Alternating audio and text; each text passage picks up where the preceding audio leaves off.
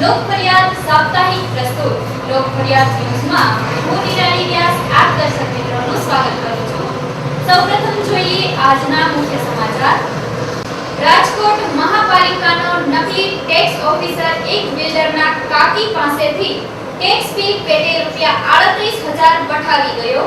બાબરા નજીકના કરિયાણા ગામે કુવાનું દૂષિત પાણી પીતા 3ના મોત, 4 હોસ્પિટલના બીછાને। ગ્રીનફિલ્ડ ટ્રસ્ટ અને ધ ગ્લોબલ ટ્રસ્ટના સંયુક્ત ઉપક્રમે વૃક્ષના રોપાનું વિતરણ। હવે જોઈએ સમાચાર સંપૂર્ણ વિસ્તારથી। રાજકોટ મહાપાલિકાનો નકલી ટેક્સ ઓફિસર એક બિલ્ડરના કાકી પાસેથી ટેક્સ પેટે ₹38,000 પઠાવી ગયો। રાજકોટ શહેરના નાના મવા રોડ પરની તાપસ સોસાયટીમાં બ્લોક નંબર 8 માં રહેતા કૃષ્ણકુમાર વિઠ્ઠલભાઈ સાવલિયા નામના બિલ્ડરના કાકીને કોઈ એક ગઠિયાએ આવી જણાવ્યું કે હું રાજકોટ મહાનગરપાલિકાના ટેક્સ બ્રાન્ચના ઓફિસર છું, તમારા વેરા બિલના ₹38,000 આપો। આમ કહેતા બિલ્ડરના કાકીએ 38,000 આપી દીધા, જે લઈ ગઠિયો ચાલ્યો ગયો। બાદમાં ખ્યાલ આવ્યો કે આ ઓફિસર તો નકલી હતો। બિલ્ડર પાસેથી પોલીસ ફરિયાદમાં જણાવે છે કે આશરે 45 વર્ષના દેખાતા આ ચીટરે ચશ્મા પહેરેલ હતા અને માથામાં ટાલ હતી। આ પટેલ બિલ્ડરના ઘરમાં સીસીટીવી કેમેરા લગાડેલ હોવાથી તેના ફૂટેજના આધારે પોલીસ આ ચીટરને શોધવા મથામણ કરી રહી છે। વધુમાં જણાવવામાં આવે છે કે આ ચીટરે રાજકોટના અર્જુન પાર્ક અને રાજ રેસિડેન્સીમાં આ પ્રકારની જ મોડસ ઓપરેન્ડી ચીટિંગનો પ્રયાસ શરૂ કર્યો હતો, પરંતુ સમય સૂચકતાને કારણે જે તે વખતે ચીટર ફાવ્યો ન હતો। આ ચીટરે આ જ પ્રકારે કોર્પોરેશનના ટેક્સ ઓફિસરના સ્વાંગમાં અનેકને સીસામાં ઉતાર્યા હોવાની આશંકા સેવવામાં આવી રહી છે। અહેવાલ કાર્તિક બાવીસી। ₹38,000 અને મારે ઘરે સીસીટીવી કેમેરા છે, તો એમાં ફૂટેજ આવ્યા, ફૂટેજમાં છે, તો હું એ લઈને અહીંયા માલવિયા પોલીસ ચોકીમાં કેસ લખાવવા આવ્યો છું। પોલીસે શું કીધું? પોલીસે શું કીધું? પોલીસે તો એ બધી અત્યારે કાર્યવાહી ચાલુ છે અને એને ઘટતું કરવાની આપણે ખાતરી આપી છે। જલાલા હોસ્પિટલમાં આવેલ પાણીનું પરબ હોસ્પિટલ તંત્ર દ્વારા બંધ કરાવતા સંચાલક પ્રવીણભાઈ લાખાણીએ ધરણા પર ઉતર્યા। રાજકોટની શહેરની સિવિલ હોસ્પિટલ ચોકમાં આવેલ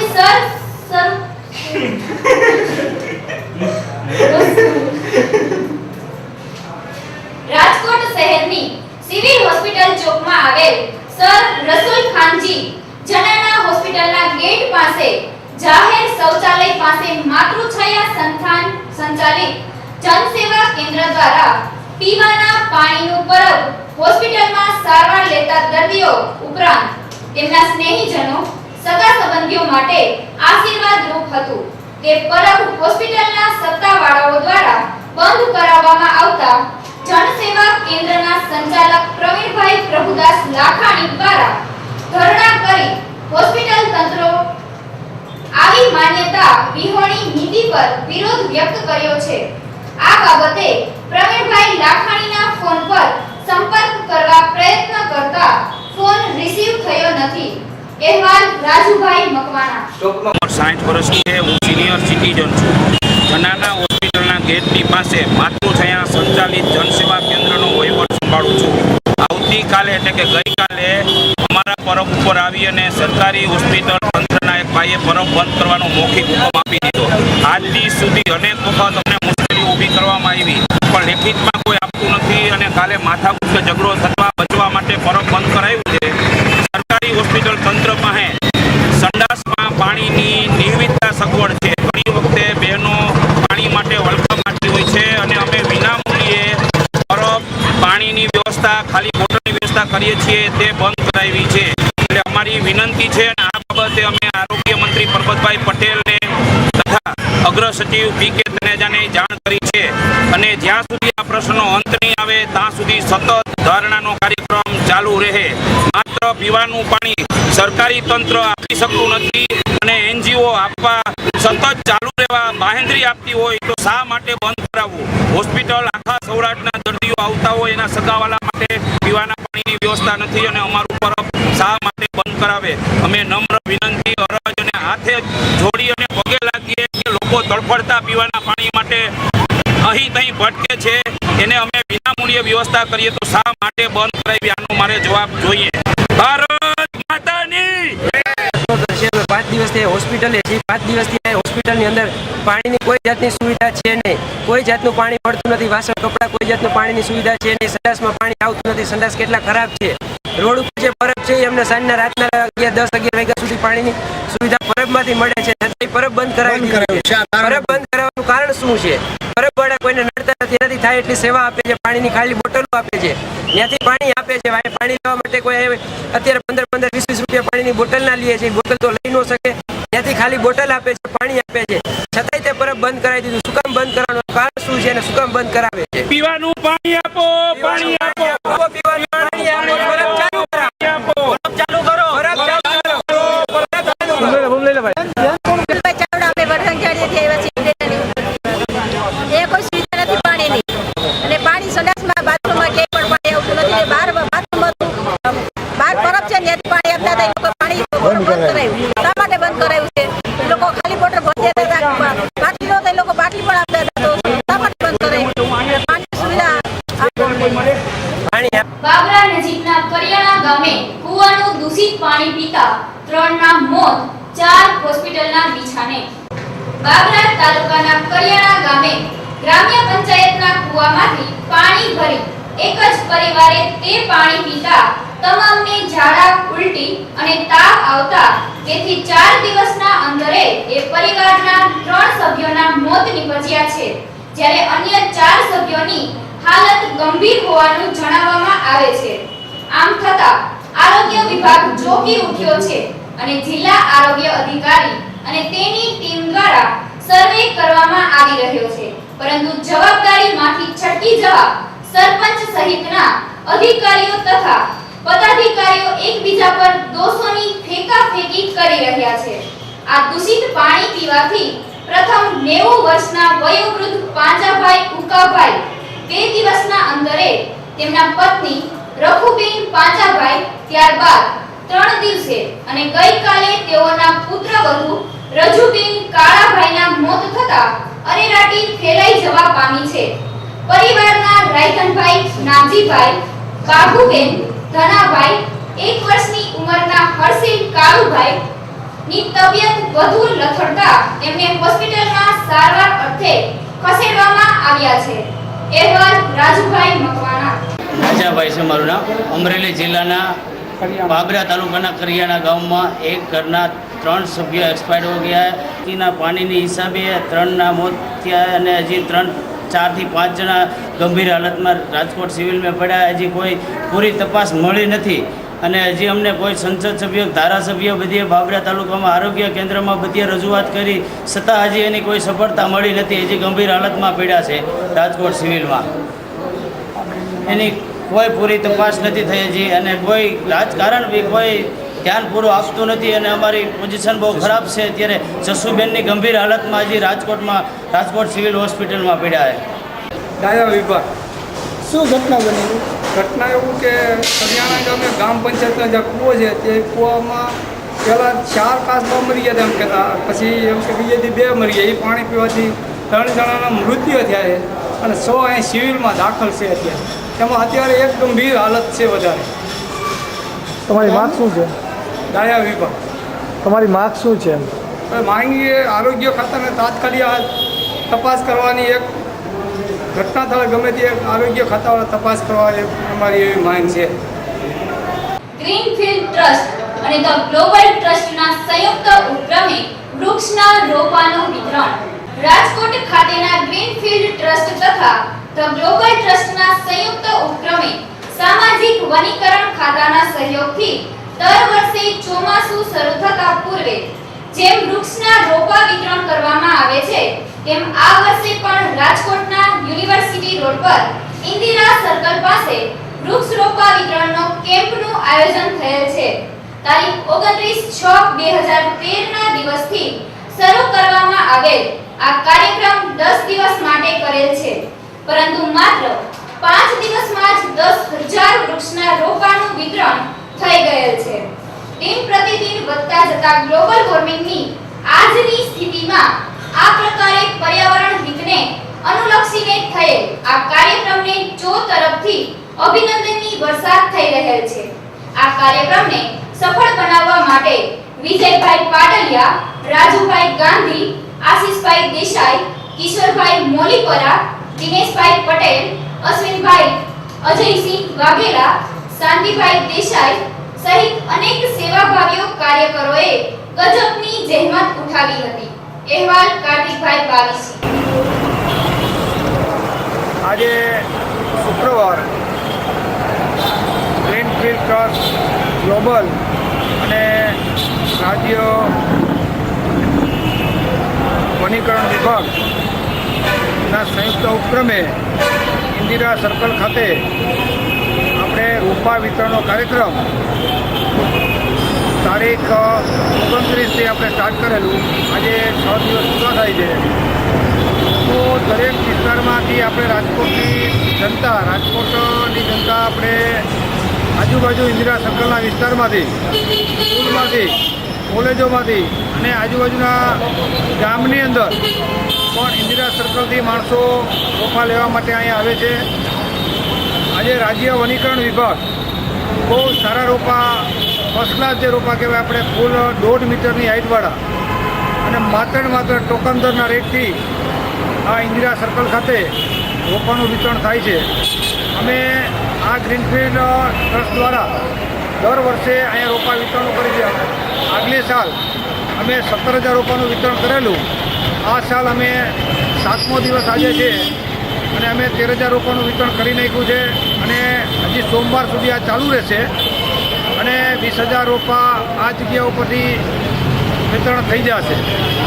તો 20,000 રોપા જે અહીંથી જાય છે, તો આ રોપા જે લઈ ગયા છે, જે જનતા લઈ ગઈ છે, એનો બરાબર એનો ઉપયોગ થાય, આંગણામાં વાવે અને આપણે આ પર્યાવરણને બચાવી શકીએ. અને પર્યાવરણને બચાવશું તો આપણે આ જે ઓક્સિજનની જે કંઈ આપણે જરૂરિયાત જે રહેશે એ ભવિષ્યમાં ન રહીએ. તો દરેક જનતાને અમારી વિનંતી છે કે સોમવાર સુધી આ સ્ટોલ ચાલુ રહેશે, તો એનો મેક્સિમમ અહીં લાભ લે અને વૃક્ષ વાવો, વરસાદ લાવો, જીવન બચાવો. ભારત માતા કી જય. વંદે માતરમ. રાજકોટમાં યુથ કોંગ્રેસ અને NSUI દ્વારા શિક્ષણ મંત્રી અને રાજ્યપાલને લખાઈ ટપાલ. રાજકોટમાં આવેલી ખાનગી કોલેજો અને સ્કૂલ સંચાલકો દ્વારા વિદ્યાર્થી પાસેથી મનગળત ફી ઉઘરાવી રીતસરની લૂંટ ચલાવવામાં આવે છે. ત્યારે આજરોજ અંડરબ્રિજ પાસે યુથ કોંગ્રેસ અને NSUI દ્વારા શિક્ષણ મંત્રી અને રાજ્યપાલને પોસ્ટકાર્ડ લખવામાં આવ્યા હતા. બહોળી સંખ્યામાં વિદ્યાર્થીઓએ NSUIને ટેકો પણ આપ્યો હતો. અહેવાલ કાર્તિક બાવીસી. છેલ્લા ઘણા દિવસથી સમગ્ર સૌરાષ્ટ્ર યુનિવર્સિટીના ભ્રષ્ટાચારને વાચા આપવા માટે વિદ્યાર્થીઓ જ્યારે આગળ આવી રહ્યા હતા અને વિદ્યાર્થીઓની ફરિયાદ પુષ્કળ પ્રમાણમાં યુથ કોંગ્રેસ અને NSUIને મળી હતી, ત્યારે NSUI અને યુવક કોંગ્રેસે નેજા હેઠળ વિદ્યાર્થીઓના પ્રશ્નોને વાચા આપવા માટે એક પોસ્ટકાર્ડ અભિયાન હાથ ધરવામાં આવ્યું હતું, જેમાં ફી વધારો, સેલ્ફ ફાઇનાન્સ સ્કૂલોનો, કોલેજોનો કોઈ ફી નક્કી નથી, એક ફીનું ધોરણ નક્કી કરાવવાનું અને બીજો જે સૌરાષ્ટ્ર યુનિવર્સિટી દ્વારા જે પરીક્ષા વિભાગનો એક ખાનગી કોન્ટ્રાક્ટ કરોડો રૂપિયાનો આપ્યો છે અને એની અંદર ભ્રષ્ટાચાર થયો છે, સમયે વિદ્યાર્થીઓને પરિણામ મળતા નથી. આ બાબતે અલગ અલગ કોલેજોમાં જઈ અને પોસ્ટકાર્ડ ઝુંબેશ લખાવી હતી, પણ જાહેર માર્ગ ઉપર આજે યુવક કોંગ્રેસનો કેમ્પ ખોલીને વિદ્યાર્થી તેમજ વાલીઓમાં પણ જાગૃતતા આવે અને આ ચળવળની અંદર વાલીઓ પણ ભાગ લે મોટા પ્રમાણમાં અને આ અવાજ સમગ્ર સૌરાષ્ટ્રમાં એક ઉજ્જવળ બની અને આ આંધળી અને બેરી સરકાર જે ભારતીય જનતા પાર્ટીની છે એના શિક્ષણ મંત્રીના કાનમાં અવાજ જાય અને જે આ વિદ્યાર્થીઓને વાલીઓ લૂંટાઈ રહ્યા છે એને બચાવવા માટે યુવક કોંગ્રેસે આ એક કાર્યક્રમ હજી આગામી દિવસોમાં અલગ અલગ કાર્યક્રમ આપના દ્વારા અમે વાલીઓ અને વિદ્યાર્થીઓ લગીન પહોંચાડશું અને અમારી લડત ચાલુ રહેશે જ્યાં લગીન સૌરાષ્ટ્રનો વિદ્યાર્થી અને વાલી લૂંટાતા બંધ નહીં થાય અને સૌરાષ્ટ્ર યુનિવર્સિટીનો માઇન્ડ લોજિકનો ભ્રષ્ટાચાર બંધ નહીં થાય ત્યાં લગીન યુવક કોંગ્રેસ શાંતિથી બેસવાનું નથી અને આગામી દિવસોમાં અનેક પ્રકારના આંદોલન અમે સૌરાષ્ટ્ર યુનિવર્સિટી તેમજ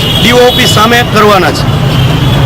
ભાભીની છેડતી ન કરવાનું કહેતા માર માર્યો.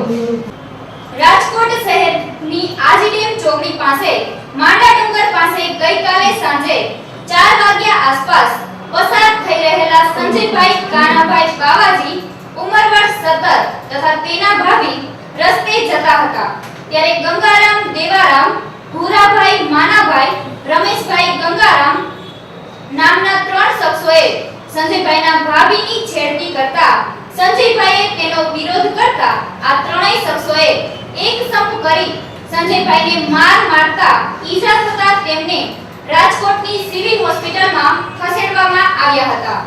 અહેવાલ રાજુ મકવાણા. ઘટના બની હું રસ્તામાં નીકળી મામાએ ગાળો બોલી, મારી બેન અમારી પસંદ બોલી, ઉનામાં ગાળો બોલું છો તો એને ડાયરેક્ટ ધોકાનો ઘા કર્યો. તેના પછી આવીને મામાના છોકરાએ કર્યો. એના પછી મારા પોતાના માસા હતા એને કર્યો. કેટલા જણા હતા? 3 જણ. મારા ઘરે કોઈ નથી, બધાએ મારી મમ્મીને બધા અમદાવાદ કાણ દેવા ગયેલા હતા. મોટી બેન હતી એ નાવા ગઈ, ભાભી ભાઈ હતા બજારમાં ગયેલા. આજે ડેમ હેમુગઢવી હોલ ખાતે યોજાયો વિકલાંગ બાળકો માટે સ્નેહ સ્પર્શ નામક ટેલેન્ટ શો.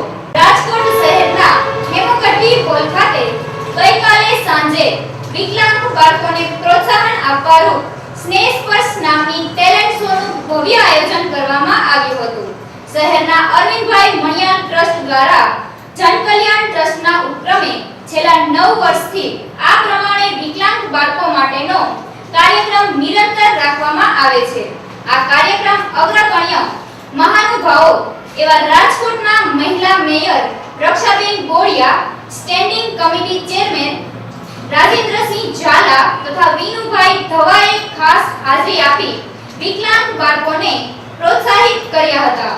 અહેવાલ રાજુ મકવાણા.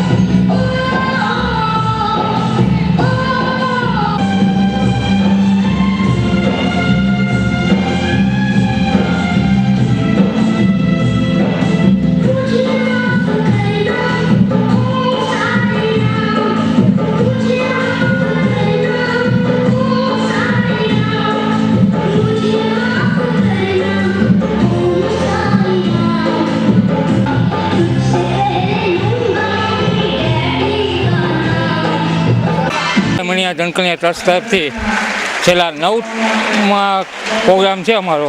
9 વર્ષથી આ સતત કાર્યક્રમ થાય છે. લોકો ઉત્સાહભેર આવે છે, આખો હોલ ઓડિટોરિયમ ભરાઈ જાય છે અને એક નવી સંવેદના જગાવે છે. આ માટે થઈને તમારો પણ અમને સાથ અને સહકાર જોઈએ છે. જે અસ્તુ.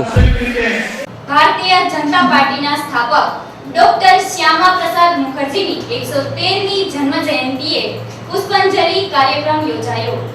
રાજકોટ શહેરના રેસકોર્સ પર આવેલ આર્ટ ગેલેરી ખાતે ભારતીય જનતા પાર્ટીના સ્થાપક અને પ્રખર રાષ્ટ્રવાદી નેતા શ્રી શ્યામા પ્રસાદ મુખર્જીની ગઈકાલે 113મી જન્મ જયંતિ નિમિત્તે રાજકોટ મહાનગરપાલિકાના ચૂંટાયેલ ભારતીય જનતા પાર્ટીના પદાધિકારીઓ દ્વારા પુષ્પાંજલિ કાર્યક્રમનું આયોજન કરવામાં આવ્યું હતું.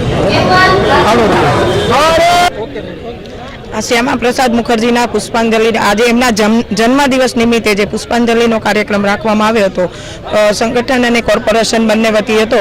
તો એમાં શ્યામા પ્રસાદજી મુખર્જી વિશે મારે એટલું જ કહેવું કે એમના જે ગુણો હતા એ ગુણોમાંથી એક ગુણ પણ જો અમારામાં આવી શકે તો આ શુભ દિને અમે એવી પ્રાર્થના કરીએ છીએ કે એમને જે પાર્ટી અને પક્ષ માટે જે ભોગ દીધો હતો એ એક સંગઠન માટેની જે સંરચના એમણે બનાવી અને એમાંથી અમે એક ગુણ મેળવી શકીએ. આજના શુભ દિવસે એ જ પ્રાર્થના છે કે અમારામાં પણ એવા ગુણો આવે. રોજ ભારતીય જનસંઘના સ્થાપક પ્રમુખ શ્રદ્ધેય શ્યામા પ્રસાદ મુખર્જીની 113મી જન્મજયંતિ હતી. એ નિમિત્તે રાજકોટ મહાનગરપાલિકા અને ભારતીય જનતા પાર્ટીએ સંયુક્ત રીતે એમને પુષ્પાંજલિનો કાર્યક્રમ કર્યો હતો. અને શ્યામા પ્રસાદ મુખર્જી છે પ્રખર રાષ્ટ્રવાદી આ દેશના એક નેતા થઈ ગયા છે. એમને શ્રદ્ધાંજલિ આપી છે. અખંડ ભારતના શ્રેષ્ઠ અને શક્તિશાળી ભારતના ડૉક્ટર શ્યામા પ્રસાદ મુખર્જીની 113મી જન્મજયંતિ નિમિત્તે રાજકોટ શહેર ભાજપ દ્વારા ફુલારનો કાર્યક્રમ રાખવામાં આવેલ છે. શ્યામા પ્રસાદ મુખર્જીની જન્મ 6 જુલાઈ 1901ના રોજ કોલકાતા ખાતે થયેલો હતો. તેઓ બાળપણથી જ રાષ્ટ્રવાદી અને ભણવામાં હોશિયાર શ્યામા પ્રસાદ મુખર્જી હતા. Shyama Prasad Mukherjee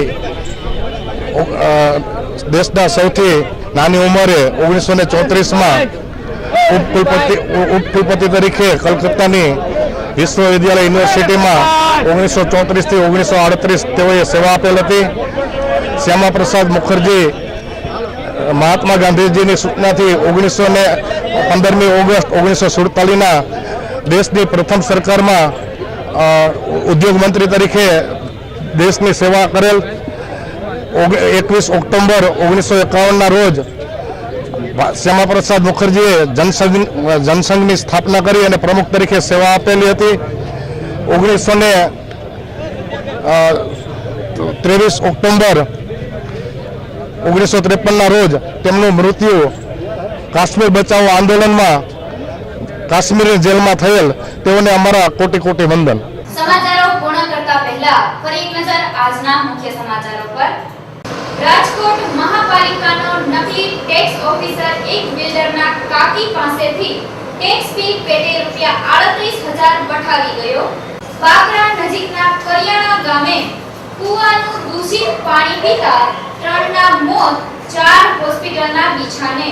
green field trust અને ધ ગ્લોબલ ટ્રસ્ટના સંયુક્ત ઉપક્રમે વૃક્ષના રોપવાનું વિતરણ. આ હતા અત્યાર સુધીના સમાચાર. આવતીકાલે આ ચેનલ પર અને આ જ સમયે ફરી મળીશું. ત્યાં સુધી રજા લઈએ. નમસ્કાર.